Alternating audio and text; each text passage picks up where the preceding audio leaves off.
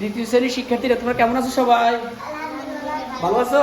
আচ্ছা, তোমাদের গণিত বইয়ের 63 পৃষ্ঠা একটা অঙ্ক দেখো। স্যারে পড়ি, আগে পড়াটা পড়লে ভালো করে শুনতে হবে। একটি গ্রামের লোক সংখ্যা 400 জন।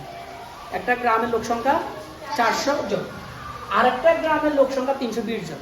গ্রাম কিন্তু দুইটা, একটা গ্রামে 400 জন আর একটা গ্রামে 320 জন। দুই গ্রামে মোট কতজন লোক সংখ্যা আছে? দুইটা গ্রামের লোক সংখ্যা আমাদের কি করতে হবে? একসাথে করতে হবে। তাহলে মোট কতজন? এখন মোট বের করতে হলে আমরা কি করবো? যোগ করবো না বিয়োগ করবো? যোগ করবো। দুইটা গ্রামের মানুষকে একসাথে করতে হবে না? তাহলে আমাদের কি করতে হবে? যোগ করতে হবে।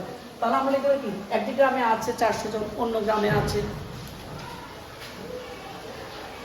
একটি, বলো তোমরা বলো, একটি গ্রামে আছে কতজন আছে বলো?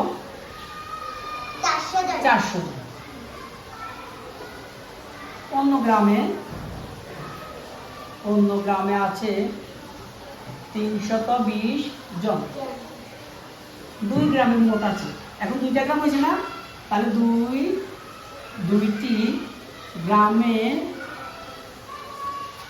জনসংখ্যা, দুটি গ্রামের মোট আছে। যোগ করো, শূন্যের সাথে শূন্য যোগ করো, শূন্যের সাথে শূন্য যোগ করলে শূন্য, শূন্যের সাথে 2 যোগ করলে 2, 4-এর সাথে 3 যোগ করো 5, 6, 7।